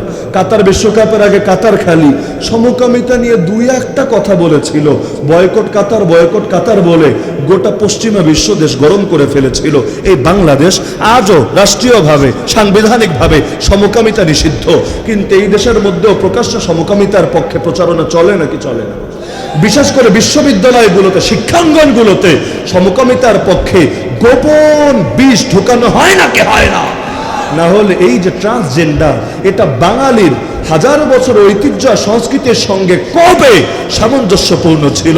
আরে ধর্ম তো ধর্ম, ধর্মকে যদি একপাশে রাখো তবুও তো আমাদের মূল্যবোধ, আমাদের চেতনা, আমাদের ঐতিহ্য, আমাদের দেশীয় সংস্কৃতির সঙ্গে এগুলো শতভাগ সাংঘর্ষিক বিষয় ছিল। আরে এখনো বাংলাদেশের আপামর জনসাধারণকে প্রত্যেককে গিয়ে জিজ্ঞেস করেন না, আরে তোমরা কি এটার পক্ষে যে ছেলে রাতারাতি হয়ে যাবে মেয়ে, মেয়ে রাতারাতি হয়ে যাবে ছেলে, ছেলে যন্ত্রপাতি ঠিকই থাকবে, পোশাক আশাক পরবে মেয়েদের মতো, ঠোঁটে লিপস্টিক লাগাবে, ভ্রু প্লাক করবে, ব্যাস রাতারাতি সে মেয়ে সেজে মেয়েদের সব সুবিধা ভোগ করবে। এমনকি মহিলা হোস্টেলে তার সিট দিতে হবে, এর জন্যই বাংলাদেশে আন্দোলন পর্যন্ত হবে। ভাবতে পারেন আপনার বোনকে, আপনার মেয়েকে যখন মহিলা হোস্টেলে আপনি ভর্তি করে আসছেন, সিট বুকিং দিয়ে আসছেন, জীবনে কি আপনার মাথায় কল্পনা কাজ করে যে একটা ছেলেও জাস্ট মেয়ে পরিচয় দিয়ে এখানে ঢুকে যেতে পারে? কারো কিছু বলার থাকবে না, বললে তার বিরুদ্ধে হলুদ মিডিয়া গর্জে উঠবে। সে গিয়ে ঠিকই সেখানে সিট দখল করবেই করবে। সে বলবে আমার যন্ত্র থাকলে কি হয়েছে, আমি আসলে মেয়ে, ছেলের দেহে আটকে পড়া মেয়ে। আর এই এক ফাইজলামি মূলনীতি যদি দেশে বাস্তবায়ন করা যায়, তখন তো কারো উপর ধর্ষণের শাস্তি আরোপ করা যাবে না। যার যা মনে চায় করবে। বাসে মেয়েরা কোনো সিটই পাবে না, সব ছেলেরা দখল করে রাখবে। মেয়ে গিয়ে যদি বলে ভাইয়া আমার সিট দখল করলেন কেন, ছাড়েন, বলবে আরে না, দেখতে ছেলে হলে কি হবে, সে তো আসলে ছেলের দেহে আটকে পড়া মেয়ে। এটা ফাইজলামি নাকি ফাইজলামি না? আরে বলেন না। তো দেশীয় মূল্যবোধ বলতেও তো একটা ব্যাপার থাকে। আপনি কোনো দেশে গেলেও সেই দেশের ঐতিহ্য এবং সংস্কৃতির বিরুদ্ধে কথা বললে দেখবেন সেই দেশের মানুষরাও তেলে বেগুনে জ্বলে ওঠে। এজন্য দেখেন না, পশ্চিমা বিশ্বের বড় বড় ফুটবল খেলোয়াড়গুলো সৌদি আরবে গেলে কত বড় হুজুর হয়ে যায়। আপনারা কয়জনে জুব্বা পরেন, কিন্তু খ্রিস্টান প্লেয়াররা, ফুটবল প্লেয়ারগুলো সৌদি গিয়ে মাশাআল্লাহ কি সুন্দর লম্বা জুব্বা, মাথার মধ্যে আবার হাজি রুমাল পইরা, তারপর আবার নাচে, আবার গান গায়, আবার মদও খায়। কি এক আজীব দৃশ্য, ভয়ঙ্কর দৃশ্য। তো কি জন্য এগুলো করে? কারণ কোনো দেশে গেলে লোকে সেই দেশের মতো করেই সাজে। কত বিদেশি বাংলাদেশে এসে লুঙ্গি পরে নাকি পরে না? তো এখন দেশীয় সংস্কৃতি বলতে তো ব্যাপার থাকে, কেউ বলতে পারে ব্যক্তিগত চয়েস। আরে ভাই, যেখানে ব্যক্তির স্বার্থ আর সমাজের স্বার্থ সাংঘর্ষিক হবে, বুঝছেন, সেখানে কোন স্বার্থকে প্রাধান্য দিতে হবে? আপনাদের যুক্তি কি বলে, ব্যক্তি স্বার্থকে না সামাজিক স্বার্থকে? রাস্তায় আমার ইচ্ছা হয়েছে যেদিক দিয়ে মনে চায় সেদিক দিয়ে গাড়ি চালাবো, এটা আমার চয়েস, ইটস মাই চয়েস। এই কথা বলে আমি উল্টা দিকে গাড়ি চালাতে শুরু করলাম, রাস্তার মাঝে আড়াআড়ি করে গাড়ি পার্কিং করে রেখে দিলাম। আপনি এসে বললেন ও হুজুর কি করেন এডি? আমি বললাম আর এটা আমার চয়েস। ব্যক্তি স্বাধীনতাকে মূল্যায়ন করতে হবে। ব্যক্তি স্বাধীনতার বিরুদ্ধে কথা বললে আমাদের মিডিয়া কিন্তু গর্জে উঠবে। মানবেন নি আমার কথা? মানবেন তো, নাই পারলে ঠেইলা ঠেইলা আমার গাড়িটাই ভাঙ্গা দিবেন। এটাই সমাজের বাস্তবতা।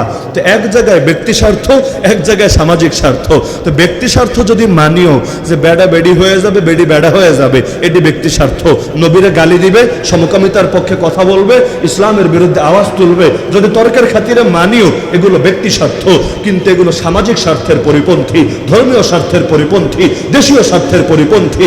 সুতরাং যেখানে তোমার ব্যক্তি স্বার্থকে ঠিক রাখতে গেলে হাজার জনের না শুধু কোটি জনের স্বার্থ ক্ষুণ্ণ হয়, লঙ্ঘন হয়, সেখানে তোমার ব্যক্তি স্বার্থকে অ্যালাউ করার সুযোগ পৃথিবীর কখনোই পৃথিবীর বুকে সমর্থনযোগ্য না। এটাই তো যুক্তির কথা নাকি? আমরা অযৌক্তিক কোনো বিষয় তো চাপিয়ে দিচ্ছে না। তো বলছিলাম যে প্রত্যেকের হক হল আলাদা। আমাদের সমাজে এখন যত দ্বন্দ্ব, যত মায়ের পিঠ, যত দলাদলি, ভাগাভাগি, মারামারি, হানাহানি, অনৈক্য, বিভক্তি, সবগুলোর মূল কারণ আমি বলবো বান্দার হকের অবমূল্যায়ন করা, বান্দার হকের ব্যাপারে শ্রদ্ধাহীন হয়ে যাওয়া, বান্দার হক রক্ষা না করা। কারণ প্রতিটা মুসলমানের হক আমার কাছে আছে নাকি নাই? যেমন সব মুসলমানের হক হলো আমি তাকে আল্লাহর জন্য ভালোবাসবো। কার জন্য? কার জন্য? পৃথিবীর আমি থাকি পূর্ব পাশে, পশ্চিমেও যদি কোনো একজন মুসলমান মাজলুম হয়, তার পক্ষে আমাকে দাঁড়াতে হবেই হবে। একজন নারী যদি বন্দী হয়, তাকে উদ্ধার করার জন্য আমাকে চেষ্টা চালাতে হবেই হবে। মুসলমানদের কোনো 1 ইঞ্চি দেশ কাফেররা যদি দখল করে, সেটাকে পুনরুদ্ধার করা আমার জন্য ফরজ দায়িত্ব হবেই হবে। কিসের জন্য? এজন্যই তো সকল মুসলমানকে ভালোবাসা আমার ঈমানি দায়িত্ব, এটা আমার কাঁধে অর্পিত, তার হক। তো যদি প্রত্যেকের হক ঠিকঠাকভাবে রাখতাম, দলাদলি, মারামারি, ভাগাভাগি, অনৈক্য, খুনোখুনি, রক্তারক্তি হতো জীবনে? আরে বলেন না, হতো জীবনে? নবীর জামানায় হয় নাই, তো এই জামানায় হবে কোন দুঃখে? নবীর জামানায় এক সাহাবী আর এক সাহাবীর এখানে গালি দিয়েছে। আবু যর রাদিয়াল্লাহু আনহু এক সাহাবীরে গালি দিয়েছে, কি বাক্য বলে? ইয়াবনা সাউদা, হে কাইল্লা বেডির পুত। বুখারীর রিওয়ায়াত। এর চাইতে নিকৃষ্ট গালি বাংলাদেশে দেয় নাকি দেয় না? এমন এমন গালি দেয় রে ভাই, বাপে পোলারে গালি দেয়, ওই শালার পুতরি গায়, কি বলে না, কে বলে না? মানে এইটা ওই খারাপ অর্থে বলছে তা না, এটা মুখের ভাষা, মুখের বুলি। ওই আমাদের দেশে অনেক সময় নিম্ন শ্রেণীর অনেক লোক আছে, এমন ভাষায় কথা বলে, বন্ধু বন্ধুরে মনের কথা বলছে এমন ভাষায়, ও সন্তান মায়ের কথা বলছে, গ্রামে থাকে মা, এমন ভাষায় কথা বলে, আগে পরে শব্দ দিয়ে, আমার এটা মাইকে উচ্চারণ করা সম্ভব না। এগুলোকে যদি আপনি ধরেন, কি রে তোর মায়ের তুই এমনি কথা বললি, আবার তুই তুই তুই বইলা ডাকলি, বলবে হুজুর এটি গালি না, এটি আমাদের সমাজের বুলি। তো আমাদের সমাজে কত নিকৃষ্ট গালিও চলে, কিন্তু তিনি খালি কি শব্দ বললেন? ইয়াবনা সাউদা, হে কাইল্লা বেডির পুত। খুব খারাপ কিন্তু গালি না আমাদের দেশের বিবেচনায়। নবী বললেন, হে আবু যর করলা কি? ইন্নাকা মরউন ফিকা জাহিলিয়া, তুমি এমন একজন মানুষ যার মধ্যে এখনো জাহিলিয়াত রয়ে গেছে। সুতরাং আমার পুরো আলোচনার মূল বার্তা এটাই, আসেন সবাইকে তার প্রাপ্য হক আর সম্মান বুঝিয়ে দেয়। আল্লাহর প্রাপ্য হক আল্লাহর জন্য বরাদ্দ রাখি, এতে কাউকে শরীক না করি। নবীর হক আদায় করি, সাহাবীদের হক আদায় করি, আলেম ওলামার হক আদায় করি, সাধারণ মুসলমানদের হক আদায় করি, মা বাপের হক আদায় করি, মুরব্বীদের হক, বাচ্চাদের হক আদায় করি। হক তো সবারই আছে। আরে বড়রা সম্মান করলে যেমনি ভাবে নবীর উম্মত থাকে না, ছোটরা স্নেহ না করলেও তো নবীর উম্মত থাকে না। আরে নবীর উম্মতকে ভালো না বাসলেও তো নবীর উম্মত থাকে না। নবী তো বলেছেন, আরে তোমাদেরকে ইমানদার হবে না যতক্ষণ না নিজের ভাইয়ের জন্য তা পছন্দ করে যা সে নিজের জন্য পছন্দ করে। তো পৃথিবীতে যদি 180 কোটি মুসলমানের মধ্যে ঐক্য গড়ে তুলতে চান, চান তো 180 কোটি মুসলমান 1 কোটি ইহুদির হাতে মাইর খায় কেন বুঝেন না? 1 কোটি ইহুদির হাতে মাইর খায় 180 কোটি মুসলমান। যেমনি ভাবে আমাদেরও হালত হয়ে গেছে এমন, বাস্তবে যারা ধর্মীয় সংখ্যালঘু তারা যে অধিকারটুকু পাচ্ছে, অনেক ক্ষেত্রে তারাও বঞ্চিত হচ্ছে, আমি মানি, শতভাগ মানি, কিন্তু তারা যতটুকু পাচ্ছে বিশ্বাস করেন অনেক হুজুররা ধর্মীয় অঙ্গনে সে অধিকার পাচ্ছে না। বাংলাদেশে আমার চোখে হুজুরদের চাইতে বড় সংখ্যালঘু দ্বিতীয় কেউ নাই। এদের কি বলবে কি করবে সবকিছু ফিল্টারিং করে দিচ্ছে জাহেলরা। আরে আলেমকে যদি জাহেলের কথায় উঠতে হয়, বসতে হয়, বলতে হয়, চুপ থাকতে হয়, আচরণ উচ্চারণ সব করতে হয়, আলেম হওয়ার কি দরকার? তাহলে জাহেল হওয়াই তো ভালো ছিল। তা আলেম যাকে নবী সার্টিফিকেট দিয়েছেন কি বলে, তোমাদের সাধারণ মানুষের তুলনায় আমি নবীর যে মর্যাদা, আরে একজন ইবাদতকারীর চাইতে আলেমের, সাধারণ পাপী না, একজন ইবাদতকারীর চাইতে আলেমের এর চাইতে এর সমান মর্যাদা। তাহলে নবীর মর্যাদা কত বেশি ভাবেন। তো নবীর অনুপস্থিতিতে সাধারণ পীর মাশায়েখ বুজুর্গদের চাইতে আলেম এত বেশি দামি, অথচ সে আলেমের গায়ে লোকে হাত তোলে, সে আলেমের হাতে হ্যান্ডকাপও পরায়, সে আলেমের সাথে গুন্ডামি মাস্তানিও দেখায়। আরে গুন্ডামি মাস্তানি দেখালেও লেভেলে লেভেলে দেখালে তখন না বীরত্ব প্রমাণিত হয়। হাতি যদি পিঁপড়ার সঙ্গে লাগে এতে হাতির কোনো বীরত্ব প্রমাণিত হয় না। আমাদের বাংলাদেশের 3 দিকে এক দেশের বর্ডার, তারা যদি আমাদের সঙ্গে মাস্তানি দেখায় এতে কোনো বীরত্ব প্রমাণিত হয় না। কিন্তু তারা যে বলে 8টা দেশ মিলে একটা মহাদেশ নাকি বানাবে যার নাম দিবে রামরাজ্য, ভালো কথা। 8 দেশের মধ্যে একটা দেশের নাম ওরা বলে আফগানিস্তান।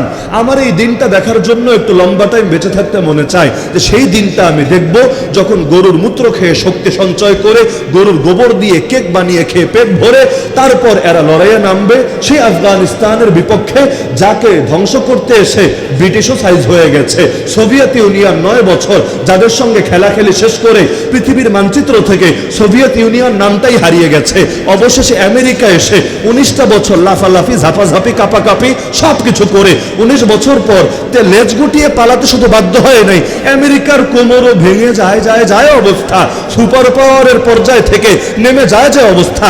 আজকে ডলারের যে সাম্রাজ্যের আধিপত্য তারা কায়েম করেছে, এই ডলারের এই আধিপত্য যদি বুদ্ধি করে আগ থেকে কায়েম না করত, আমেরিকার সুপার পাওয়ারগিরি বহু আগে খতম হয়ে যেত। তা আমার এই দিনটা দেখার জন্য বাঁচতে মনে চায়, যারা এত বড় বীর ওইখানে গিয়া কেমনে ওইটারও জয় কইরা রামরাজ্য বানায়, এইটা দেখার জন্য বাঁচতে মনে চায় না? আরে চায় কি না? চায়। তো বলছিলাম দুর্বলের সঙ্গে শক্তি দেখানোর মধ্যে বীরত্ব নাই নাকি আছে? 33 বছরের দামরা যুবক যদি লাগে 3 বছরের বাচ্চার লগে, সমাজের লোকে বীর বলবে না হাসবে? পিঁপড়া যদি হাতিরে বলে আয় দেখি আয়, শক্তি কত, পারলে আয় লাগ আমার লগে, খেলবো তোর সাথে, পিঁপড়া বলবে আরে কই কিও, কার লগে কে লাগে, এই লাগায় তো কোনো বীরত্বই প্রমাণিত হয় না। তা আলেম ওলামারা শ্রদ্ধার পাত্র, আলেম ওলামারা সম্মানের পাত্র। ইহুদিদেরকে পড়ে দেখেন, ইহুদিদের ইতিহাস পড়েন, দেখেন এই ইসরায়েলের ইহুদিরা তারা তাদের আলেমদেরকে সম্মান দেয় কিনা। আপনি দেখেন পশ্চিমা বিশ্বের খ্রিস্টানরা, এমনকি স্বয়ং আমেরিকার প্রেসিডেন্ট পর্যন্ত পোপ ফ্রান্সিসকে, খ্রিস্টানদের প্রধান ধর্মযাজককে শ্রদ্ধা করে চলে কিনা, তার কথাকে রেফারেন্স হিসাবে ব্যবহার করে চলে কিনা। এমনকি ইরানের শিয়াদেরকে দেখেন, শিয়া আরে প্রেসিডেন্ট তো প্রেসিডেন্ট, কিন্তু দেশের প্রধান ধর্মীয় নেতার বিরুদ্ধে সে যদি কথা বলে, সে যদি অবস্থান নেয়, প্রেসিডেন্টের প্রেসিডেন্টগিরি একদিনও থাকবে না, তার গদি উল্টে যেতে একদিনও লাগবে না। তো যেখানে কাফেররা মুশরিকরা পর্যন্ত তাদের জ্ঞানীদেরকে সম্মান দেয়, সেখানে আমরা কি দেই? আরে আমাদের দেশের প্রধান ধর্মীয় নেতা কে? যার কথায় সব আলেমরা একমত হবে, যার কথাকে সকলে সর্বোচ্চ কথা বলে মেনে নেবে, প্রয়োজনে তার কথার আলোকে, ফতোয়ার আলোকে নিজেদের আইনগুলোকে পাল্টে নেবে।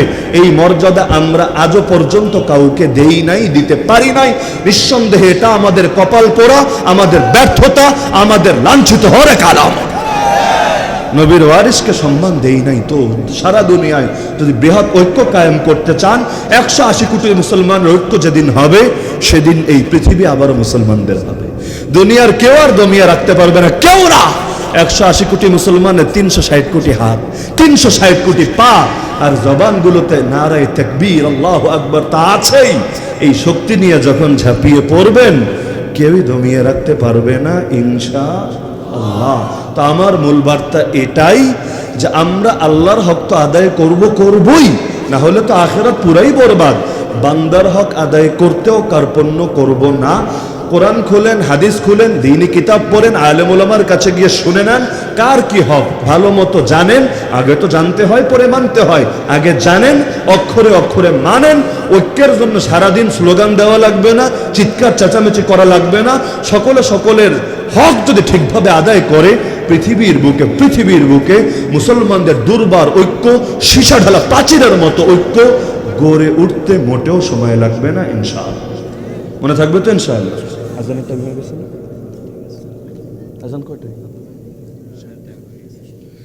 আজানের টাইম হয়ে গেছে। ছোট একটা প্রশ্ন আমি অতি অল্প কথায় জবাব দিয়ে দিচ্ছি। নারীর চেহারা পর্দার অংশ কিনা, এ বিষয়ে সমসাময়িক তর্ক বিতর্ক সম্পর্কে কিছু বলবেন। এ বিষয়ে তর্ক বিতর্ক সমসাময়িক না, তর্ক বিতর্ক অনেক প্রাচীন। তবে মূল বিষয়টা মাথায় রাখতে হবে এখানে যে একাধিক হাদিসে চোখের জিনা সম্পর্কে বলা হয়েছে নাকি হয় নাই। এমনকি কোরআন ও নজরকে নিচে রাখতে বলা হয়েছে নাকি হয় নাই? হয়েছে। কোরআনে সূরা নূর খোলেন, আল্লাহ বলেছেন মুমিন পুরুষদেরকে বলেন যেন দৃষ্টি নিচে রাখে, লজ্জাস্থানকে হেফাজত করে। মুমিন নারীদেরকে বলেন যাতে দৃষ্টি নিচে রাখে, লজ্জাস্থানকে হেফাজত করে। মানে যারা নজর হেফাজত করবে তারাই লজ্জাস্থানকে হেফাজত করতে পারবে, যারা নজরও হেফাজত করতে পারবে না তারা লজ্জাস্থানকেও হেফাজত করতে পারবে না। চোখের জিনা মানে কি? যে চোখ দিয়ে মজা নেওয়া, এমন কারো ক্ষেত্রে যার থেকে মজা নেওয়া নিষিদ্ধ। নিজের স্ত্রীকে আপনি যতই শাহওয়াতের নজরে দেখেন, পাপ হবে না, উল্টো সওয়াব হবে। স্ত্রীর সাথে মেলামেশা করলে আমল নামায় সওয়াব লেখা হবে, সই হাদিসে এটা উঠে এসেছে। এখন একজন নারীর সবচাইতে বেশি আকর্ষণ, যেটা দেখে মানুষ প্রেমে পড়ে, যেটা দেখে বিয়ে করে, যেটা দেখে তার সঙ্গে দীর্ঘ বাকি জীবন কাটিয়ে দেওয়ার মতো সিদ্ধান্ত নেয়, সেটা কোনটা? চুল দেখে কেউ ক্রাশ খায় এমনটা তো হয় না। শুধু হাত দেখেই তার প্রেমে হাবুডুবু খেয়েছে, আর চেহারা জীবনে দেখেই নাই, তাকে বিয়ে করতে জীবন সঙ্গিনী বানাতে রাজি হয়েছে, এমন কেচ্ছা সমাজে শোনা যায় না। তাহলে দেখেন, আপনি যদি বলেন যে নারীর সব ঢেকে রাখতে হবে, শুধু চেহারাটা খুলে রাখলে সমস্যা নাই, তাহলে আমারে বলেন চুলের মধ্যে এমন কি আছে যেটা চেহারার মধ্যে নাই? হাতের মধ্যে এমন কি আছে যেটা চেহারার মধ্যে নাই? পায়ের মধ্যে এমন কি আছে যেটা চেহারার মধ্যে নাই? সব কিছু দেখলে, সেগুলো দেখলে ফিতনা হয়ে উল্টে যাবে, আর চেহারাটাই এমন যেটা দেখলে ফিতনা হবে না। এটা তো দুনিয়ার কোনো বকলম এই কথা মানবে না। নারীর সবচাইতে বেশি মানুষ আকর্ষিত হয় তার চেহারা দেখে, এবং এই চেহারাটাকেই তো মানুষ সাজুগুজু করে সাজিয়ে রাখে। যারা হাতে মনে করেন আলাদা করে কিছু মাখে না, পায়ে মাখে না, অথবা অন্যান্য অঙ্গ প্রত্যঙ্গে মাখে না, তারাও তো অন্তত চেহারাটাকে সাজিয়ে গুজিয়ে রাখে। তো চেহারা নিয়ে যারা অতীত যুগেও 2-4 জন বলেছেন যে চেহারাটা ঢেকে রাখা এটা আবশ্যক না, তারাও 2টা শর্ত দিয়েছেন, মাথায় রাখেন। 1 নম্বর শর্ত, এটা নিশ্চিত করতে হবে যে চেহারা দেখলে ফিতনা নাই। কিন্তু এমন এক সমাজে থাকেন আত্মীয়ের হাতে ধর্ষণের শিকার হয়। এমন এক সমাজে থাকেন বাপ মেয়েকে নিয়ে হেঁটে গেল, হাজার হাজার বখাটে যুবক বড় কুদৃষ্টি তাদের দিকে দেয়। তো এখানে নারীর নিরাপত্তা নাই, আমরা সামাজিকভাবে সেই নিরাপত্তা নিশ্চিত করতে পারি নাই। তো কিভাবে আপনি গ্যারান্টি দিবেন যে চেহারা খুলে রাখবে কিন্তু এর দ্বারা কোনো ফিতনা সমাজে হবে না? 2 নম্বরে, চেহারার ক্ষেত্রেও শর্ত ছিল আলাদা করে কিছু লাগাতে পারবে না, মাখতে পারবে না, আকর্ষণীয় বানাতে পারবে না। নারী যেমন ঘরের বাইরে গেলে স্প্রে করা, পারফিউম ব্যবহার করা, আতর ব্যবহার করা নিষিদ্ধ, কারণ তার ঘ্রাণেও আরেকজন তার দিকে আকর্ষিত হবে। এমনকি চুলেও এমন তেল ব্যবহার নিষিদ্ধ যেটার ঘ্রাণ উড়ে উড়ে আরেক যুবকের নাকে গিয়ে ঢোকার আশঙ্কা আছে। তো আজকালকার কয় নারী এমন কেমন, যারা কিছু মাখে না, চেহারায় আটা মাখে, ময়দা মাখে, ভ্রু প্লাক করে, ঠোঁটটারে পিঙ্কি কালার বানিয়ে রাখে, আরো কত কিছু করে। তো এখন এই চেহারা দেখাকে বৈধ দুনিয়ার কোনো অতীত যুগের হুজুরে বলেনি। তো এখন চেহারা নিয়ে যদি আলাপ আলোচনা করেন, তাহলে একাধিক দলিলার যুক্তিও যদি থাকে, একাধিক দলিলার যুক্তিকে প্রাধান্য দিতে গেলে যেই দিকটা শক্তিশালী সেটাকেই তো প্রাধান্য দিতে হয়, নাকি দুর্বলটা প্রাধান্য দিতে হয়। তো এখন চেহারা খোলা নিয়ে যদি আপনি 10টা 20টা যুক্তি টানেনও, এর চাইতে আরো কঠোর যুক্তি, শক্ত যুক্তি, জোরালো যুক্তি ঢেকে রাখার পক্ষে দেওয়া যায়, দেওয়া হয়, এবং এটা আপনি নিজে স্টাডি করলেও পেয়ে যাবেন। সুতরাং এই যুগের জন্য নারী তার চেহারা ঢেকে রাখবে, পরপুরুষের সামনে চেহারা খোলা রাখবে না, না হলে ফিতনা ছড়িয়ে যাবে সমাজে, এটাই কথা। আল্লাহর নবীর স্ত্রীদেরকে যদি কোরআনে সূরা আহজাবে আল্লাহ আদেশ দিতে পারেন, আরে তোমরা পরপুরুষের সামনে কেমনে কথা বলবা, আল্লাহ বলে দিলেন যে তোমরা নম্র আওয়াজে কথা বলবা না। বললে কি হবে? যাদের দিলে রোগ আছে তাদের অন্তরে খারাপ চিন্তা ঢুকে যাবে। তো সুন্দর আওয়াজে কথা বললেই যদি অন্তরে শাহওয়াত ঢোকে, সুন্দর চেহারা ঢুকলে কিছু ঢুকবে না। নবীর বাসায় এক অন্ধ সাহাবী আসলেন, নবী তার বিবিকে ঘরে ঢুকতে বলেছিলেন নাকি বলেন নাই? কিসের জন্য? তিনি তো জিজ্ঞাসাও করেছিলেন, ইয়া রাসূলুল্লাহ, সে অন্ধ, আমাদের দেখে না। নবী কি জবাব দিয়েছিলেন? আফা আমিয়া ওয়ানি আনতুমা, আরে তোরা কি অন্ধ নাকি? আর আস্তুমা তুবসিরানহি, তোরা কি দেখিস না? তোরা যেহেতু দেখিস, সুতরাং তোদের জন্য তাকে দেখা উচিত হবে না, যা ঘরের ভেতর যা। তো নবীর স্ত্রীরা যা করেছেন সেটাই তো মুমিন নারীদের জন্য আদর্শ হবে। এক সাহাবী গজল গাচ্ছিল, নবী থামিয়ে দিয়েছেন। রুয়াইদাকা ইয়া আনজাশা লা তাকসিরিল কাওয়ারির, হে আনজাশা থামো থামো, কাঁচ ভেঙে ফেলো না, তুমি এত সুন্দর গলায় গজল গেলে নারীদের ভেতরে ফিতনা ঢুকে যেতে পারে, আরেক পুরুষের গজল শুনে ফিতনা ঢুকতে পারে। এই আশঙ্কায় নবী তারে থামিয়ে দিলেন। আর সেখানে পুরো চেহারা দেখায়া দেখায়া চলবে। তাও একটা বাস্তবতা কি জানেন? পুরো খুলে রাখলে যেই তুলনায় আকর্ষণ হয়, সামান্য সব ঢেকে সামান্য খুলে রাখলে আকর্ষণ বেশি হয়। মাথা থেকে পা পুরো ল্যাংডা হয়ে যে পাগলিগুলো রাস্তার পাশে ঘুরে বেড়ায়, রুচিশীল মানুষ তাদের দিকে তাকায় না। কিন্তু যারা ঢেকে ঢুকে কিছু অঙ্গকে বিশেষ আকর্ষণীয় পন্থায় উপস্থাপন করে, এদের দিকে দেখবেন বুড়া মানুষও পর্যন্ত অনেক সময় ফেলফেল চোখে তাকিয়ে থাকে। এটাই তিক্ত বাস্তবতা। তো এমনও যদি হয় যে চেহারার সাইজও হয়তো খুব বেশি ভালো না, কিন্তু হিজাব পরে নিজেকে এমনভাবে উপস্থাপন করেছে, আর এগুলারে আটা ময়দা মাখিয়ে আর্টিফিশিয়াল ভাবে এমন সুন্দর সাজিয়ে গুজিয়ে উপস্থাপন করেছে, তখন দেখবেন অনেকে নজর আর ফেলতেই পারে না। আর একটা তিক্ত বাস্তবতা, প্রত্যেকে তার লেভেল অনুসারে ফিতনায় পড়ে। সাধারণ নায়িকা, গায়িকা, নায়ক, গায়ক, এরা দেখবেন ওদের সঙ্গেই প্রেমের রিলেশন গড়ে। আবার একজন মানুষ যে দিনদার, ধরেন যে যুবকরা নামাজ পড়ে রোজা রাখে, সে কিন্তু ওদের দিকে নজর কম দিবে, কারণ জানে এগুলো আমার না, আমিও ওদের না। কিন্তু তার নজর কিন্তু ওই রকম হালকা পাতলা হিজাবি নেকাবিদের দিকেই বেশি যাবে। এটাই স্বাভাবিক, কারণ সে ভাববে তারাও তো আমার, আমিও তো তাদের। তো সুতরাং এখানে খারাপের কি আছে? আজকাল কত যুবক এমন নামাজও পড়ে রোজাও রাখে, কিন্তু মোবাইলে, ফেসবুকে, মেসেঞ্জারে দিনদারিটা ঠিক রাখতে পারে না। আরে এক মেসেঞ্জার চেক দিলে কত বুজুর্গের বুজুর্গি যে একেবারে ফুটুস হয়ে বের হয়ে যাবে। এক হোয়াটসঅ্যাপ আর ইমোটারে খালি একটা বার জাতির সামনে আনতে পারলে কত মানুষের মুখোশ যে খুলে যাবে আল্লাহ ভালো জানে। তো ফিতনার জামানায় এগুলো থেকে বেঁচে থাকাটাই নৈতিক দায়িত্ব বটে।